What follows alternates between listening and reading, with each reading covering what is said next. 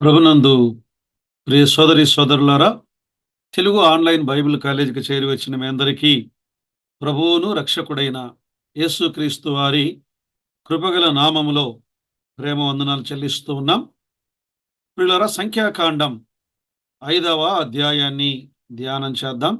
సంఖ్యాకాండం 5వ అధ్యాయం మొదటి 4 వచనాలు చదువుకుందాం. మరియు యెహోవా మోషేకు ఇలాగు సెలవిచ్చెను, ప్రతి కుష్ఠ రోగిని, స్రావము గల ప్రతి వానిని, శవము ముట్టుట వలన అపవిత్రుడైన ప్రతి వానిని పాల్యములో నుండి వెలివేయవలనని ఇశ్రాయేలీయులకు ఆజ్ఞాపించుము. నేను నివసించుచుండు వారి పాల్యమును వారు అపవిత్రపరచకుండునట్లు మగవానినేమి ఆడుదానినేమి అందరినీ పంపివేయవలెను. వారిని ఆ పాల్యము వెలుపలికి వెళ్ళగొట్టవలెను. ఇశ్రాయేలీయులు అలాగు చేసిరి. పాల్యము వెలుపలికి అటివారిని వెళ్ళగొట్టిరి. యెహోవా మోషేకు ఆజ్ఞాపించినట్లు ఇశ్రాయేలీయులు చేసిరి. ప్రియులారా, సంఖ్యాకాండం 5వ అధ్యాయానికి ఒక పేరు మనం పెట్టుకుంటే పాల్యము అనే మాట మనకు కనబడుతుంది. పాల్యములో పవిత్రత, పాల్యములో పరిశుభ్రత, ప్రజలలో పరిశుద్ధత. సో దేవుని పాల్యం అనగా ప్రజలు, వారు పరిశుద్ధులుగా ఉండాలి, పరిశుభ్రులుగా ఉండాలి, ఆరోగ్యము గలవారుగా ఉండాలి అనేది దేవుని యొక్క అభిలాష. ప్రియులారా, ఈ అధ్యాయాన్ని 3 భాగాలుగా విభజన చేద్దాం. మొదటి 4 వచనాలు ఆరోగ్య సంబంధమైన పవిత్రత, కుష్ఠరోగి, స్రావము గల వానిని, శవమును ముట్టిన వానిని, అపవిత్రుడైన వారిని వెలివేయుట. సో ఆరోగ్య సంబంధమైన పవిత్రత, ఇది వ్యక్తిగతమైనటువంటి పవిత్రతను చూపిస్తూ ఉన్నది. మొదటి 4 వచనాలు.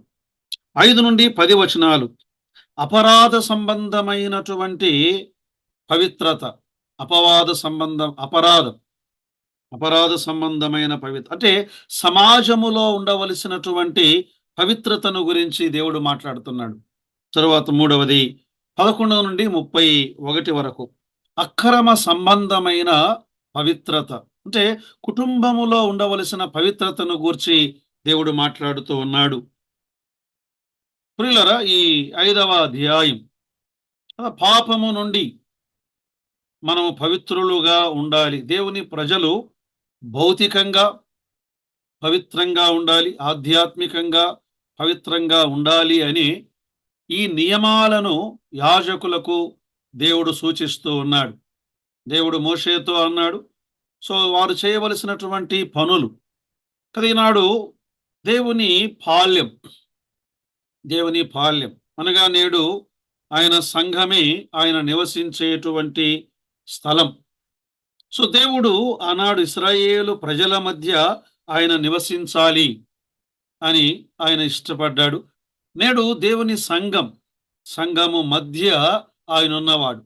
ఆయన రక్తములో కడగబడిన ప్రజల మధ్య ఆయన ఉండగా, సో ఆయన ప్రజలు వారు పరిశుద్ధంగా ఉండాలి, వారి జీవితాల్లో పరిశుభ్రంగా ఉండాలి అనేది దేవుని సంకల్పం. మంచిది ప్రియులారా, మనం ధ్యానంలోనికి వెళ్దాం. మొదటి 4 వచనాలు ఆరోగ్య సంబంధమైన పవిత్రత. అంటే ఒక వ్యక్తి అపవిత్రుడైతే అయితే ఏ విషయాలలో ఒక వ్యక్తి అపవిత్రుడవుతాడు అని మనం ఆలోచన చేసినప్పుడు 2వ వచనములో 3 సంఘటనలను ఆయన ఇక్కడ వివరించాడు.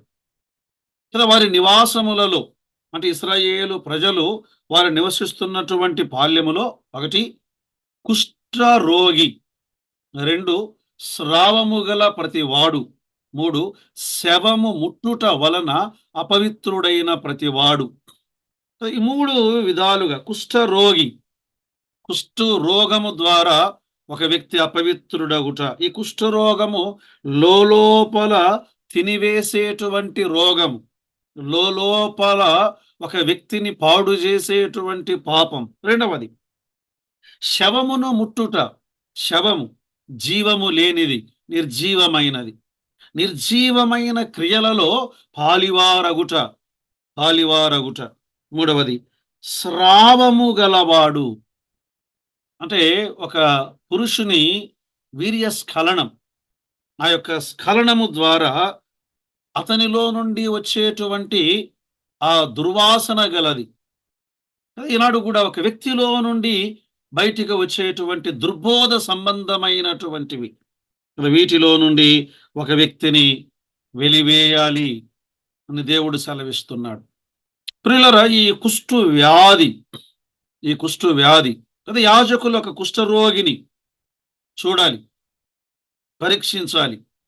అతనికి రోగము ప్రారంభమైనదా లేదా స్రావము గలవాడు, లైంగిక సంబంధమైన వ్యాధులు గలవాడు మాత్రమే కాదు, శవమును ముట్టుట, ఈ కుళ్ళిపోయిన దానిని ముట్టినవాడు దేవుని ప్రజలలో నుండి, వారి గుడారములలో నుండి, వారి పాల్యములలో నుండి అతడు వెలివేయబడవలెను అన్నాడు. వెలివేయబడవలెను. వీటి ద్వారా అతడు అపవిత్రుడవుతాడు. వ్యాధి అనేది పాపమునకు గుర్తుగా ఉన్నది. పాప సంబంధం, పాపముతో సంబంధము కలిగినది పాపం. ఆది కాండములో 2వ అధ్యాయములో 17వ వచనములో దేవుడు ఏమన్నాడు? నీవు ఈ పండు తిను దినమున నిశ్చయముగా చచ్చెదవు. ఒక వ్యాధి, పాపం ప్రవేశించుట, ఒక వ్యక్తిలోనికి పాపం ప్రవేశించుట. కుష్టు వ్యాధి పాపము, పాపానికి దేవుడు విధించే శిక్ష రెండింటికి చిహ్నంగా ఉంది. ఒక వ్యక్తి కుష్టు వ్యాధితో మొత్తబడ్డాడు అంటే ఒకటి అతనిలో ఉన్న పాపమును చూపిస్తూ ఉన్నది, రెండవది అతని మీద దేవుడు విధించినటువంటి ఒక శిక్షను చూపిస్తూ ఉన్నది. మనం ఎరుగుదాం, ఇశ్రాయేలు ప్రజలు వారు అరణ్యములో సాగి వెళ్తూ ఉండగా, సంఖ్యాకాండం 12వ అధ్యాయం, మిరియాము అహరోనులు మోషే మీద వారు సనిగారు, కూషు దేశపు స్త్రీని అతడు పెండ్లి చేసుకున్నాడు అని. అంటే మోషే నాయకత్వానికి వ్యతిరేకంగా వారు తిరుగుబాటు చేసినప్పుడు దేవుడు ఆ మిరియామును కుష్టు వ్యాధితో ఆయన మొత్తాడు. మరొక వ్యక్తిని కూడా మనం చూడగలం, ఉజ్జియా రాజు. ప్రారంభములో చక్కగా దేవుని ప్రజలను పరిపాలించిన వాడు, అయితే గర్వించిన వాడై తాను రాజు. ఆ పాత నిబంధన కాలములో రాజుల పరిచర్య రాజులదే, ప్రధాన యాజకుని పరిచర్య ప్రధాన యాజకునిదే. రాజుల పరిచర్యలోనికి ప్రధాన యాజకుడు ప్రవేశించకూడదు, ప్రధాన యాజకుని పరిచర్యలోనికి రాజులు ప్రవేశించకూడదు. ఇతడు గర్వించిన వాడై ఈ 2 పాత్రలను, 2 పనులను తానే చెయ్యాలని ప్రయత్నించాడు. దేవుడు కుష్టు వ్యాధితో అతనిని మొత్తగా అతనిని ప్రజలలో నుండి బయటికి వెళ్ళగొట్టినట్లుగా మనము చూడగలం. కుష్టు వ్యాధి, ఈ పాపము నిర్బంధించబడాలి. మరి ఆనాడు ఇశ్రాయేలు పాళ్యములో కుష్టు వ్యాధికి చికిత్స లేదు.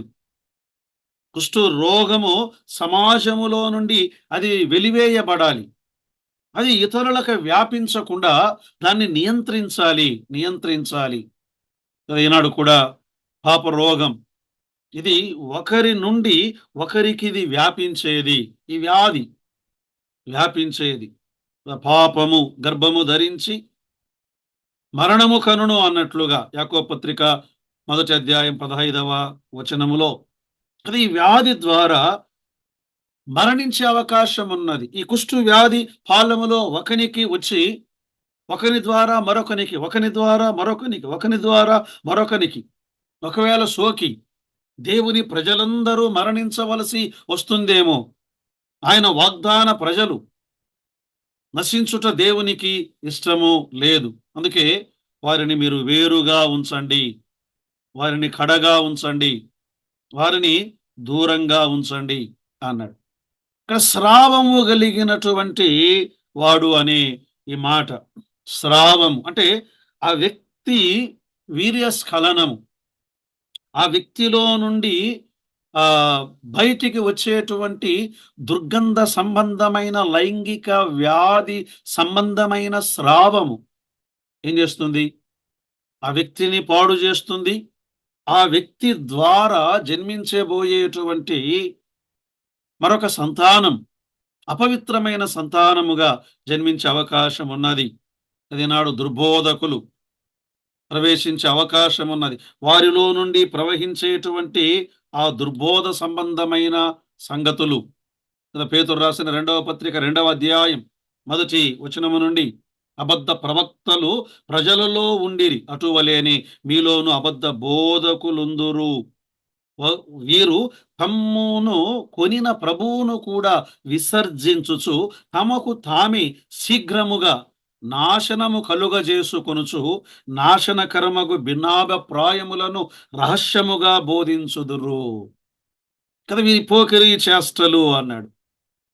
కదా వీరి యొక్క పోకిరీ చేష్టలు, వీరిలో నుండి ఈ ప్రవహించేటువంటి స్రావం అది బాల్యమును దేవుని ప్రజలను పాడు చేసేది మాత్రమే కాదు, శవమును ముట్టుట, శవమును ముట్టుట, ఈ నిర్జీవమైనటువంటి క్రియలు, ఈ నిర్జీవమైనటువంటి క్రియలు కదా మనము ఆ గతించిన కాలం, మన పాపములలో మనం ఉండగా ఆ గతించిన కాలములో చేసినటువంటి ఆ నిర్జీవ క్రియలను మనం మరలా చేయడానికి వీల్లేదు. చూడండి, పేతురు రాసిన మొదటి పత్రిక 4వ అధ్యాయం 4వ అధ్యాయం 2వ వచనము నుండి శరీర విషయములో శరీరమందు శ్రమపడినవాడు శరీరమందు జీవించు మిగిలిన కాలం ఇక మీదట మనుజాశలను అనుసరించి నడుచుకొనక దేవుని ఇష్టానుసారముగానే నడుచుకొనున్నట్లు పాపముతో జోలినిక ఏమీయూ లేకుండుడి. మనము పోకిరీ చేష్టలు, దురాశలు, మద్యపానము, అల్లరితో కూడిన ఆటపాటలు, త్రాగుబోతుల విందులు, చేయదగని విగ్రహ పూజలు మొదలైన వాటి యందు నడుచుకొనుచు అన్యజనుల ఇష్టము నెరవేర్చుచున్నటకు గతించిన కాలమే చాలు. గతించిన కాలం, ఆ కాలములో నిర్జీవమైన క్రియల్లో మనం పాలివారమయ్యాం. మరలా ఈ మృత సంబంధమైన క్రియలలోనికి మనం వెళ్ళకూడదు.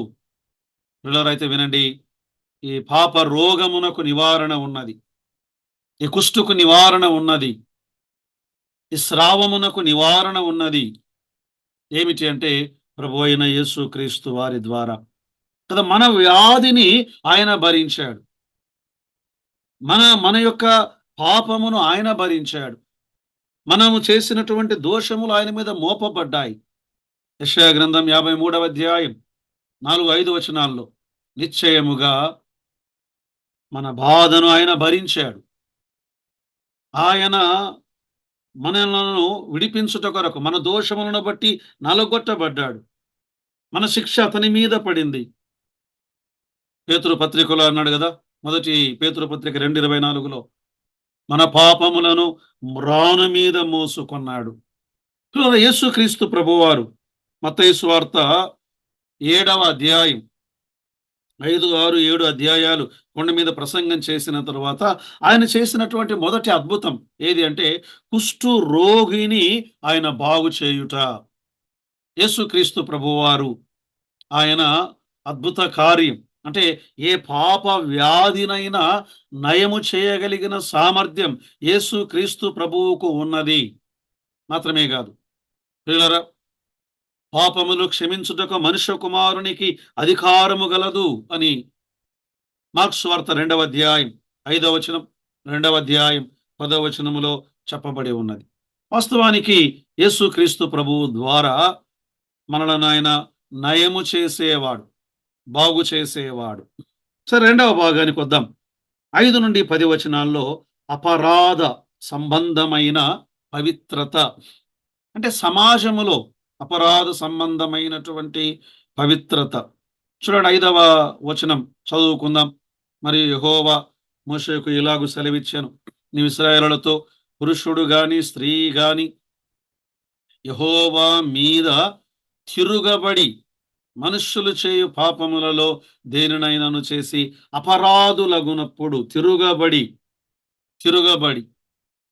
కదా ఇక్కడ అపరాధ సంబంధమైనటువంటి పాపము తిరగబడుట, దేవుని మీద తిరగబడుట, దేవుని మీద తిరగబడుట.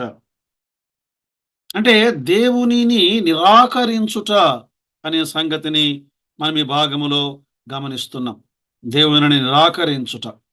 అంటే దేవునికి విరోధముగా ద్రోహము చేసిన ఎడల, దేవుని నామమును అపవిత్రమైనదిగా బొంకిన ఎడల, తిరగబడిన ఎడల, తిరుగుబాటు. అంటే దేవుని మీద తిరుగుబాటు. సంఖ్యాకాండంలోనే మనము గమనిస్తున్నాం. ఇశ్రాయేలు ప్రజలు వారు అరణ్యములో సాగి వెళ్తూ ఉండగా 16వ అధ్యాయములో వారు మోషేకు విరోధంగా కాదు, యెహోవాకు విరోధముగాను, మోషేకు విరోధముగాను వారు తిరగబడ్డారు.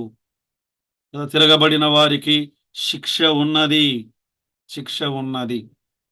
అయితే వారు శిక్షను గుర్తించి, మేము తప్పు చేశాము, మేము దేవునికి వ్యతిరేకంగా పాపము చేశాము అని వారు తమ పాపములను ఒప్పుకుంటే, 7వ వచనంలో చూడండి, వారు తాము చేసిన పాపమును ఒప్పుకొనిన ఎడల, ఒప్పుకొనవలెను.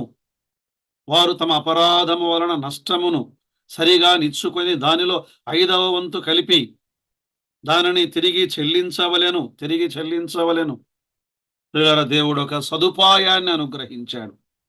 దేవుడు తిరుగుబాటు చేసిన వాణ్ణి సంహరించవచ్చు, కానీ ఆయన కృప ఆనాడు కూడా మానవుని విషయములో ఆయన దీర్ఘ శాంతము వెంబడిస్తూ ఉండగా ఒప్పుకోవడానికి దేవుడు అవకాశం ఇచ్చాడు. సామెతల గ్రంథం 28వ అధ్యాయం 13వ వచనములో ఏమని ఉంది? అతిక్రమములను దాచిపెట్టువాడు వర్ధిల్లడు, వాటిని ఒప్పుకొని విడిచిపెట్టువాడు కనికరమును పొందును. ప్రియులారా, ఒప్పుకొని విడిచిపెట్టువాడు. అందుకే 32వ కీర్తనలో దావీదు ఏమన్నాడు? 5వ వచనములో, నా దోషమును కప్పుకొనక కప్పుకొన్నవారు ఉన్నారా? దైవ గ్రంథములో కప్పుకున్నవారు ఉన్నారు, నష్టపోయారు. నా దోషమును కప్పుకొనక నీ ఎదుట నా పాపమును ఒప్పుకున్నవారు ఉన్నారా? ఉన్నారు. దావీదు పాపమును ఒప్పుకొనగా ఆయన అన్నాడు, నీవు నా పాప దోషమును పరిహరించి ఉన్నావు. ప్రియులారా, ఇది దేవుడు అనుగ్రహిస్తున్నటువంటి ఒక అద్భుతమైనటువంటి సదుపాయం. లేదా ఒక వ్యక్తి పశ్చాత్తాప పడిన తరువాత గతములో చేసిన పాపములు అతనిని ఖండించవు. రోమపత్రిక 8:1 ఏమనుంది? ఇప్పుడు మీరు క్రీస్తు యేసునందు, మీకు ఏ శిక్షా విధి లేదు. క్రీస్తు యేసునందున్న వారికి ఏ శిక్షా విధి లేదు. పశ్చాత్తాప పడని వారు ఎవరైనా ఉన్నారా? పశ్చాత్తాప పడకపోతే వారి మీదికి శిక్ష దిగి వస్తున్నది కదా. వారేం చేయాలి? తమ పాపములకు ఇంకా 5 భాగములను చెల్లించాలి అన్నాడు. 8వ వచనం చూడండి, అపరాధ నష్టమును తీసుకొనుటకు ఆ మనుషునికి రక్త సంబంధి లేని ఎడల యెహోవాకు చెల్లింపవలసిన అపరాధ నష్టమును యాజకుడు వాని నిమిత్తము ప్రాయశ్చిత్తము చేయుటకై అర్పించిన ప్రాయశ్చిత్తార్థమైన పొటేలును యాజకుని వగును. ప్రాయశ్చిత్తార్థమైన పొటేలు అర్పించబడాలి కదా. పాపములు తీర్చడానికి బదులుగా ఒక పొటేలు వధించబడాలి. అబ్రహాము ఇస్సాకును అర్పించబోతున్నప్పుడు మొదటిసారిగా ఒక పొటేలును అర్పించినట్లుగా, ఇస్సాకుకు బదులుగా ఒక పొటేలును అర్పించినట్లుగా అక్కడ ఉన్నది. ఆదికాండం 22వ అధ్యాయం 13వ వచనములో, అబ్రహాము కనులెత్తి చూడగా పొదలో కొమ్ములను తగులుకొని ఉన్న పొటేలు కనబడి ఉంది. అబ్రహాము వెళ్ళి ఆ పొటేలును తీసుకొని తన కుమారునికి బదులుగా దహన బలిగా దానిని అర్పించాడు. ముళ్ళ పొదలో చిక్కుకొన్న పొటేలు యేసుక్రీస్తు ప్రభువు వారిని చూపిస్తూ ఉన్నది. ముళ్ళ కిరీటమును ధరించిన ప్రభు అయిన యేసుక్రీస్తు వారు. యోహాను సువార్త 19:5లో అతని తల మీద ముళ్ళ కిరీటమును ఉంచారు. ప్రియులారా, మన అపరాధ పరిహారార్థ బలిని ఆయన చెల్లించాడు. మనలను అపరాధము నుండి మనలను విడిపించాడు. అది పశ్చాత్తాపడినటువంటి ఈ తిరుగుబాటుదారుడు తనను విడిపించబడిన తరువాత ఏం చేయాలంటే దేవుని సన్నిధిలో ఒక కృతజ్ఞతగా అతడు దానిని అర్పించాలి. 9వ వచనంలో ఇశ్రాయేలీయులు యాజకునికి తెచ్చు ప్రతిష్ఠితమైన వాటన్నిటిలో ప్రతిష్ఠింపబడిన ప్రతి వస్తువు యాజకుని వగును. ఎవడైనా ప్రతిష్ఠించినవి అతని వగును. ఎవడైనను యాజకునికి ఏమైనా ఇచ్చిన ఎడల అది అతనిదగును. అది అతనిదగును. ప్రియులారా, ఈ భాగంలో మనం గమనిస్తున్నాం.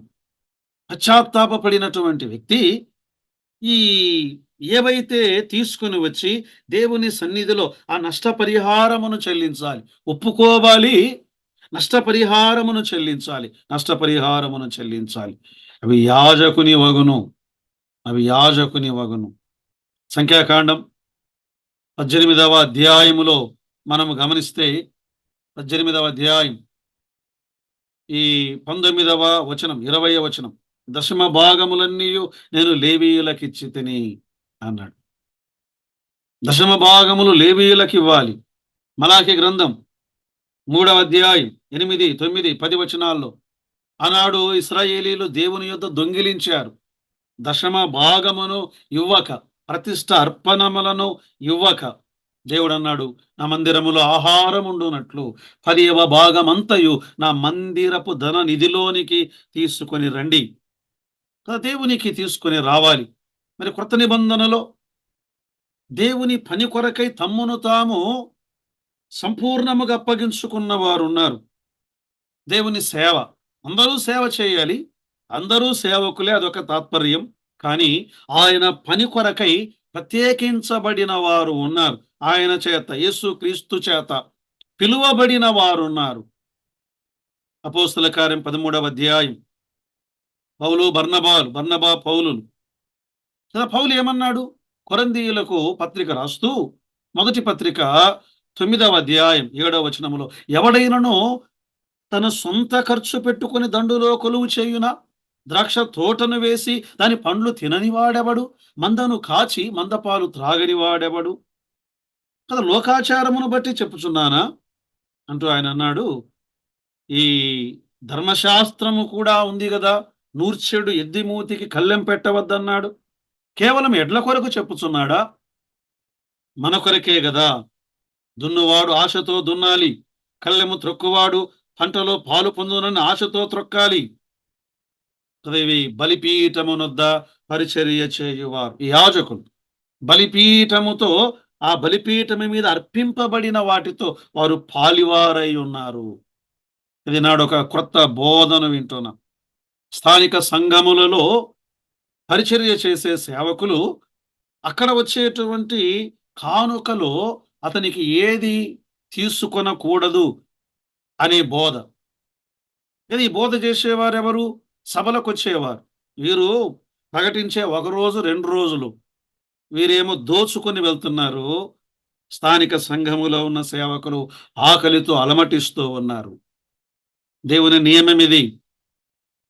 పెద్దల నియమము కాదు, మానవుని నియమము కాదు, పేరుగాంచిన బోధకుల నియమము కాదు. వాక్య నియమం, దైవ నియమం. మంచిది ప్రియులారా. 11 నుండి 31 వరకు అక్రమ సంబంధమైన పవిత్రత. ఇది కుటుంబములో ఉండవలసినటువంటి పవిత్రతను గురించి దేవుడు మాట్లాడాడు. దీన్నే రోష సంబంధమైనటువంటి నైవేద్యము అన్నాడు. రోష విషయమైన నైవేద్యము అనే పేరు కూడా మనం దీనికి పెట్టుకోవచ్చు. అది భాగములో ఇది రోషముతో కూడినటువంటి ఒక ప్రక్షాళన. అది ఒక స్త్రీ భర్తకు ఎరుగక, ఆమె ఒకవేళ పాపము చేసిన ఎడల, లేదా భర్త పాపము చేసింది, జారత్వము చేసినది అని ఆమె విషయమై అనుమానము కలిగిన ఎడల ఈ రోష విషయమైనటువంటి నైవేద్యమును చేయించి యాజకుడు ఆమె చేత వీటిని త్రాగించాలి. యాజకుడు ఏం చేయాలి? ఆ స్త్రీని తీసుకురావాలి, దేవుని సన్నిధిలో నిలవబెట్టాలి. ఒక మంటి కుండలో నీళ్లను పోయాలి, ఆ నీళ్లలోనికి ధూళిని పోయాలి. ఆ స్త్రీ యొక్క ముసుగు తీసి తలను దానిని విరబోయాలి కదా. దీనిని ఆమె త్రాగాలి, ఆ నీటిని త్రాగాలి. ఒకవేళ ఆమె దోషము చేసినదైతే ఆమె శిక్షను అనుభవిస్తుంది. ఆమె దోషము చేయని ఎడల ఆమె గర్భవతి అయి శాపమునకు ప్రతిగా ఆశీర్వాదమును పొందిన స్త్రీగా ఉంటుంది. అంటే కుటుంబములో ఉండవలసినటువంటి నైతిక పవిత్రతను గురించి దేవుడిక్కడ మాట్లాడుతూ ఉన్నాడు. భర్త విషయమైన, భార్య విషయమైన. అయితే ఇక్కడ స్త్రీ విషయమే ఎందుకు మాట్లాడాడు అంటే, ఇది యేసుక్రీస్తు ప్రభువారు ఆయన వరుడుగా, ఆయన సంఘము వధువుగా ఆయన మాట్లాడుతున్నటువంటి భావన. ఆయన మాట్లాడుతున్నటువంటి భావన. పురుషులు, స్త్రీలు ఇద్దరిని విషయములో దేవుడు దీనిని దోషముగా ఆయన ఎంచాడు. ఒకరే అని కాదు. చూడండి ఒకసారి, అంటే ఇక్కడ స్త్రీని గురించే చెప్పారు కదా అని ఒకవేళ కొందరు భావించవచ్చేమో. నిర్గమాకాండం 20వ అధ్యాయం 17వ వచనం. నీ పొరుగువాని ఇల్లు ఆశింపకూడదు, నీ పొరుగువాని భార్యనైనను అన్నాడా? పొరుగువాని భార్యనైనను నీవు ఆశించకూడదు. దేవుడు దీనిని స్త్రీ ఒకవేళ చేసిన పాపముగా పరిగణించాడు, పురుషుడు ఒకవేళ చేసిన పాపముగా పరిగణించాడు. అయితే ఇక్కడ రోష విషయమైన నైవేద్యమును గూర్చి ఎందుకు మాట్లాడాడు అంటే, ఆయన పెండ్లి కుమారుడుగా, ఆయన సంఘము పెండ్లి కుమార్తెగా ఉండగా, సంఘము పవిత్రురాలైన కన్యకకు అప్పగించబడినట్లుగా ఆమె ఉండాలి. పవిత్రురాలైన కన్యకకు అప్పగించబడినట్లుగా. కొరింథీయులకు రాసిన 2వ పత్రిక 11వ అధ్యాయం 1వ వచనము నుండి లేదా 2వ వచనము నుండి, దేవాసక్తితో మీ ఎడల ఆసక్తి కలిగి ఉన్నాను, ఎందుకనగా పవిత్రురాలైన కన్యకనుగా ఒక్కడే పురుషునికి, అనగా క్రీస్తుకు సమర్పింపవలనని మిమ్మును ప్రదానము చేసి తిని. క్రీస్తుకు సమర్పించవలనని మిమ్మును ప్రదానము చేసి తిని. ప్రియులారా, దేవుని విషయములో పవిత్రంగా ఉండాలి, సరళంగా ఉండాలి. అదే ఇక్కడ ఏంటి అపవిత్రత? సర్పము తన కుయుక్తి చేత హవ్వను మోసపరచినట్లు మీ మనస్సులు చెరపబడి క్రీస్తు ఎడలనున్న సరళత నుండి, పవిత్రత నుండి ఎట్లయినా తొలగిపోవునేమో అని భయపడుచున్నాను కదా. ఒకవేళ ఈ భర్త నుండి వ్యామోహముతో వేరొక పురుషుని వైపు ఆకర్షించబడుతుందేమో, దాన్ని నివారించటానికి, బాల్యములో ఒక నైతిక పవిత్రతను కాపాడటానికి రోష విషయమైన నైవేద్యమును దేవుడు ప్రవేశపెట్టాడు. అలాగే సంఘం ఈనాడు మోసపరిచేటువంటి అపవాది క్రియల చేత క్రీస్తులో ఉన్న సరళత నుండి, పవిత్రత నుండి తొలగిపోతారేమో అని ఆయన దీన్ని కాపాడుట. ప్రియులారా, మనము ఇందులో ఉన్నటువంటి ఆధ్యాత్మిక సంగతులను మనం ఆలోచన చేద్దాం. సంఖ్యాకాండం 5వ అధ్యాయం 18 నుండి మనం చదువుకుందాం. 18. తరువాత యాజకుడు యెహోవా సన్నిధిని ఆ స్త్రీని నిలవబెట్టి, ఆ స్త్రీ తల ముసుగు తీసి అని మాట. పిల్లరా, ఇక్కడ ఒక స్త్రీ ముసుగు తీయుట అంటే ఆమె తల వెంట్రుకలను విరబోయుట అని అర్థం. తల వెంట్రుకలను విరబోయుట. ఆమె భర్త విషయములో, భర్త అధికారములో ఉన్నాను అని ధృవీకరించుట కదా. వదులుగా ఉన్న జుట్టు, ఆ వెంట్రుకలు కదా, వారి యొక్క రక్షణను తగ్గించే బహిరంగ సూచన అది. తల మీద ముసుగు వేసుకునుట యజమానుని గౌరవించుట. ముసుగు తీయుట అంటే ఆమె యజమానుని ఆమె ఏం చేసింది? నిరాకరించింది అనే భావం. ప్రియులారా, మానవుని హృదయం చెడిపోయింది. స్త్రీలైనా పురుషులైనా. ఇర్మియా గ్రంథం 17వ అధ్యాయం 9వ వచనంలో ఏమన్నాడు? హృదయము అన్నిటికంటే మోసకరమైనది, అది ఘోరమైన వ్యాధి గలది. మనం ఏం చేయాలి? దాన్ని ఎప్పటికప్పుడు హృదయాన్ని అడుగుకోవాలి, పరీక్షించుకోవాలి.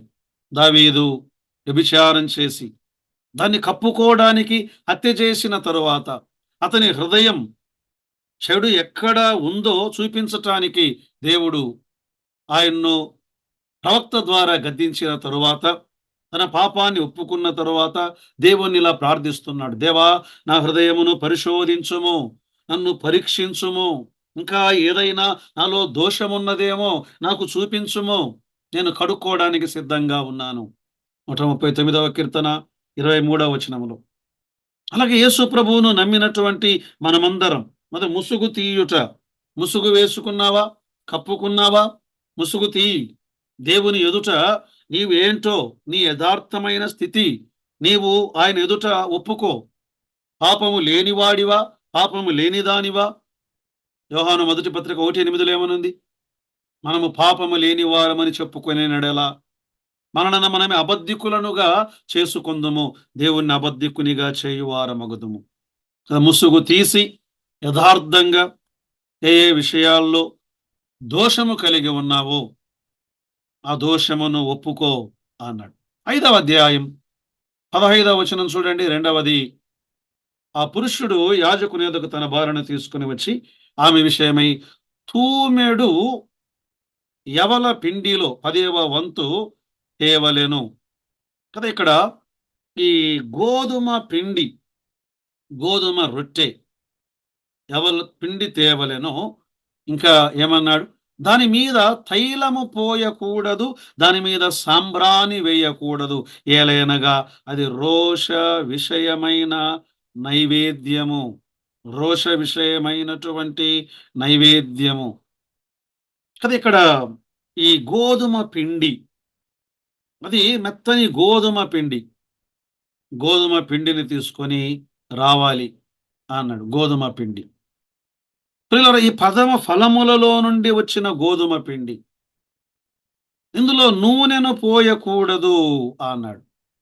నైవేద్యమును వేయకూడదు, నూనెను పోయకూడదు, నైవేద్యమును వేయకూడదు, సాంబ్రాణి వేయకూడదు.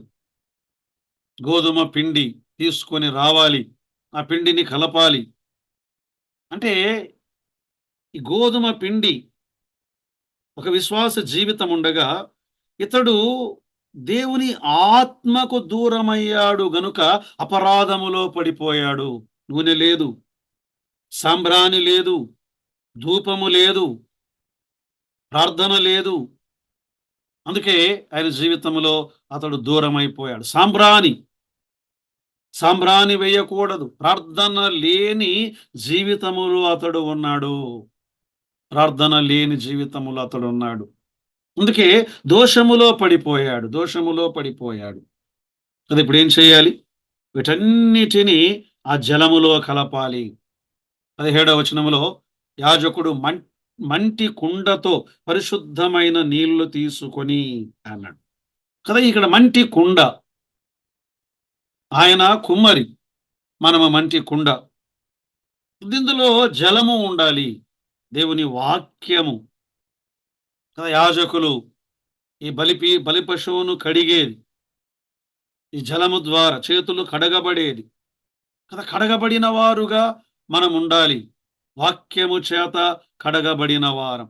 ఇంకొక మాట ఉన్నది చూడండి ఇక్కడ, ఆ నీళ్లలో ధూళి కొంచెము తీసుకొని, నేల మీద ఉన్న ధూళి కొంచెము తీసుకొని ఆ నీళ్లలో వేయవలెను. ధూళి, ఈ మన్ను, ప్రియులారా, ఈ కడుపులోనికి ఇది వెళ్ళిపోయినప్పుడు, అతని జీర్ణ వ్యవస్థలోనికి వెళ్ళిపోయినప్పుడు అది శాపముగా పరిగణించవచ్చు. మనము మంచివారము, పాత శరీర కోరికలు చూపిస్తూ ఉన్నాయి. సో ఈ వ్యక్తి, యాజకుడు, ఆ స్త్రీ తల విరబోయాలి, అంటే ముసుగు తీసివేయాలి. దోషమున్నదా? ముసుగు తీసివేసి దేవుని దగ్గర ఒప్పుకోవాలి. ఈ పిండిలోనికి నూనె పోయకూడదు, అంటే దేవుని ఆత్మ నడిపింపుకు దూరమయ్యావు. సాంబ్రాణి లేదు, ప్రార్థన లేదు కదా. మంచి కుండలో పరిశుద్ధమైన జలమే గాని అందులో మరలా మన్ను ఉన్నది. పాత శరీర కోరికలు అందులో ఉన్నాయి. అయితే ఒక వ్యక్తి పాపము చేసిన ఎడల, ఆ స్త్రీ ఒకవేళ పాపము చేసిన ఎడల, 27వ వచనం, ఆ నీళ్లు ఆ స్త్రీకి త్రాగింపవలెను. ఆ నీళ్లు త్రాగించిన తరువాత జరుగునదేమనగా, ఆమె అపవిత్రపరచబడి భర్తకు ద్రోహము చేసిన ఎడల కడుపు ఉబ్బును, నడుము పడిపోవును. అది ఒకవేళ పాపము చేసి ఉందా? ఆమె పాపము చేసి ఉందా? పాపానికి శిక్ష విధించబడును. పాపం వలన వచ్చు జీతం మరణం. పాపం వలన వచ్చు జీతం మరణం. కదా, మరణమునకు పాత్రులు కావడం మనము గమనిస్తున్నాం. ప్రియులారా, ఈనాడు ఎవరైనా సరే కదా, వారి వారి ఫలములను బట్టి వారు ఎలాంటి వారో మనము గుర్తించవచ్చును. తర్వాత చూడండి, ఆ స్త్రీ 28వ వచనం. ఆ స్త్రీ పరపబడక పవిత్రురాలై ఉండిన ఎడల ఆమె నిర్దోషి అయి గర్భవతి అగును అనే మాట. ఆమె నిర్దోషి అగును. ఆమె నిర్దోషి అగును. ప్రియులారా, దేవుడు ఈ నశించిపోయేటువంటి సువర్ణమును అగ్ని పరీక్ష ద్వారా శుద్ధి చేసినట్లుగా ఆమె సమాజం ఎదుట శుద్ధురాలై, ఆమెలో ఏ అపవిత్రత లేదు అని నిరూపించబడి అందరి ఎదుట ఆమె మెప్పు, మహిమ, ఘనత పొందుటకు కారణరాలవుతుంది. గర్భవతి అవుతుంది. దేవుడు ఆమెకు ఫలమిస్తాడు. ఆమెను తల్లిగా అతడు దీవిస్తాడు. ప్రియులారా, ఈ పరీక్షలో ఉత్తీర్ణత సాధించిన వ్యక్తి సంతానము పొందుట అనే మాట, ఫలమును పొందుట, ఆత్మ సంబంధమైన ఫలమును పొందుట.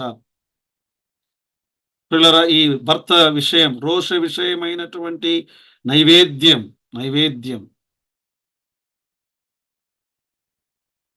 ప్రియులారా, ఒకవేళ ఈ భర్త ఆధీనములోనున్నప్పుడు త్రోవ తప్పి అపవిత్ర పడిన ఎడల అన్నాడు. అపవిత్రతకు శిక్ష ఉన్నది. అపవిత్రతకు శిక్ష ఉన్నది. అందుకే ప్రియులారా, మనం పవిత్రులుగా ఉండి ప్రభువు ఒకవేళ అనేకమైన పరీక్షలు మన జీవితాల్లో ఒకవేళ త్రోవ తప్పిపోతున్నామా, నూనె లేదా, ఆత్మ నడిపింపు లేదా, సాంబ్రాణి లేదా, ప్రార్థన లేదా, ఈ యొక్క మట్టి కుండలో పవిత్ర జలములలో మరలా మన్ను పోయబడుతూ ఉన్నదా? మనం ఏం చేద్దాం? దేవుని సన్నిధానమునకు వచ్చి కడగబడిన వారముగా ఆయన మనలను కడిగేవాడు. ప్రార్థన చేద్దాం. అపవిత్రత సోకినదా? ఒకవేళ మన్ను పడినదా? అపవిత్రమైనదా? దావీదు ఇలా అన్నాడు. ఏమన్నాడు? 51వ కీర్తన 7వ వచనములో, నేను పవిత్రుడనగునట్లు హిస్సోపుతో నా పాపము పరిహరించుము. హిమము కంటే నేను తెల్లగా నుండునట్లు నన్ను కడుగుము, నన్ను కడుగుము దేవా, నన్ను కడుగుము, నన్ను కడుగుము. మన ప్రభు మనలను కడిగేవాడు. యోహాను మొదటి పత్రిక 1వ అధ్యాయం 7వ వచనములో, ఆయన వెలుగులోనున్న ప్రకారం మనం వెలుగులో నడిచిన ఎడల మనం అన్యోన్య సహవాసము గలవారమయ్యుందుము. ఆయనతో మనము సహవాసం చేస్తున్నప్పుడు ఆయన కుమారుడైన యేసు రక్తం ప్రతి పాపము నుండి మనలను కడిగి పవిత్రపరిచేది. కనుక నిర్దోషులముగా ఉంటూ ఆయన అనుగ్రహించే ఆ సంతానం, గర్భఫలం, ఆత్మఫలం ఫలించటానికి పరిశుద్ధాత్మ దేవుడు కృపను, సహాయమును దయచేయునుగాక. ఆమేన్.